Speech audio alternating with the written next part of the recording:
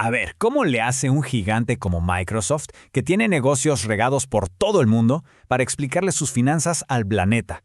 Pues no es tan fácil como suena. Hoy vamos a meternos a descifrar ese código financiero que usa Microsoft para que sus números se entiendan igualito en Wall Street, en Europa o en Asia.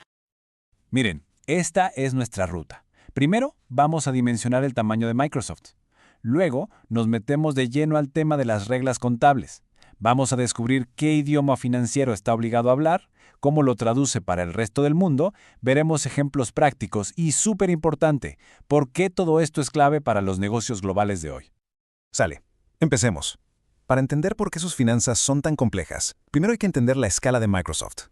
Porque claro, no siempre fue el monstruo que conocemos hoy. Todo empezó mucho más pequeño. Esta línea de tiempo lo resume bastante bien. Todo arranca en 1975, pero el verdadero punto de inflexión fue ese acuerdo con IBM en el 80. Eso puso a MS-2 en el centro del universo de las computadoras personales. De ahí Windows y Office, pues, consolidaron su dominio. Pero no se quedaron ahí. Se metieron al hardware con Xbox y hoy son líderes indiscutibles en la nube y la inteligencia artificial. Un verdadero imperio tecnológico. Pero ojo, Microsoft no es una sola cosa. Es más bien una constelación de gigantes. Han ido comprando empresas que son líderes por sí solas. ¿Quién no conoce LinkedIn o GitHub, el centro de los desarrolladores? Y ni hablar de potencias en videojuegos como Activision Blizzard y los creadores de Minecraft. Cada una de estas opera a nivel mundial, con sus propias reglas locales. Y justo eso nos lleva al problema central, la división contable. Con tantas empresas en tantos países diferentes, ¿cómo le hacen para que sus informes financieros sean coherentes y sobre todo que todo el mundo los pueda entender?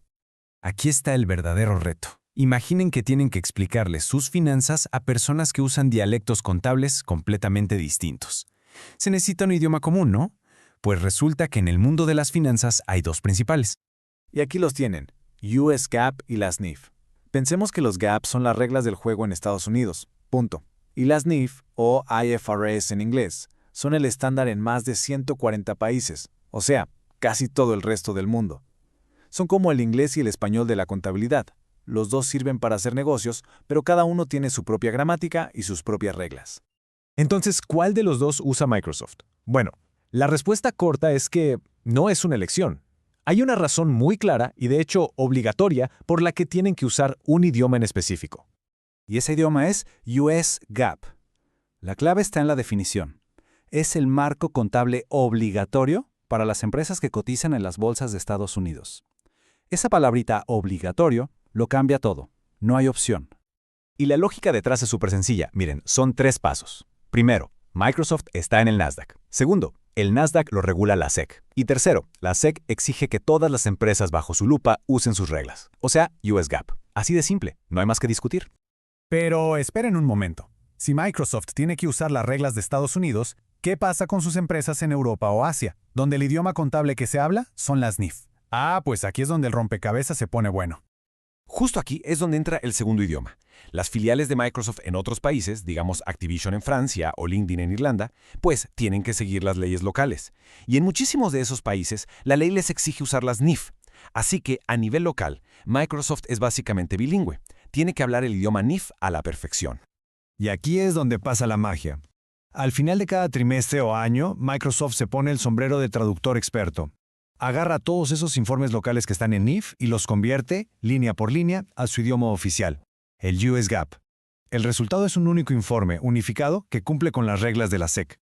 Ahora, veámoslo en la práctica. Uno pensaría que tener 2 sistemas diferentes sería un verdadero caos, ¿no?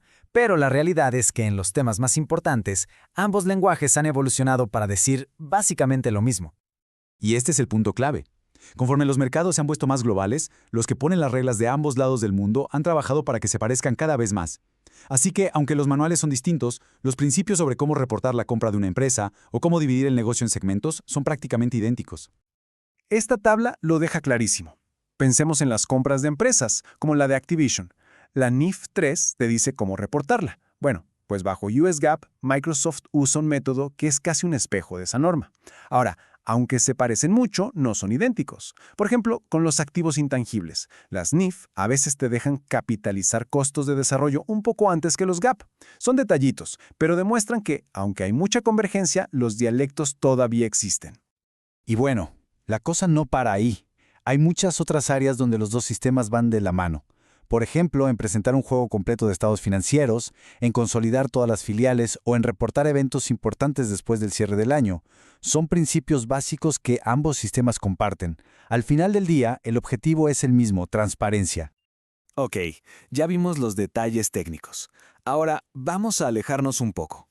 ¿Cuál es la gran lección aquí? O sea, ¿por qué debería importarnos si Microsoft usa GAAP o NIF? Porque al final los estados financieros son el idioma universal de los negocios. Y para que la comunicación funcione, pues hay que entender los diferentes dialectos. Saber que Microsoft habla GAAP, pero que también es fluido en NIF, nos permite comparar su desempeño con el de otras empresas globales. Y lo más importante, confiar en la información que nos están dando. Y esta cita, la verdad, lo resume todo a la perfección. Aunque la ley obliga a Microsoft a usar las reglas de Estados Unidos, la forma en que presentan su información está diseñada para que sea universalmente entendible. Es una estrategia de comunicación global para generar confianza en todos los mercados. Y todo esto nos deja con una pregunta flotando en el aire. En un mundo donde los negocios ya no tienen fronteras, ¿de verdad tiene sentido seguir usando diferentes lenguajes contables? ¿O deberíamos aspirar a un único estándar para todos? Es una pregunta clave para el futuro de las finanzas globales.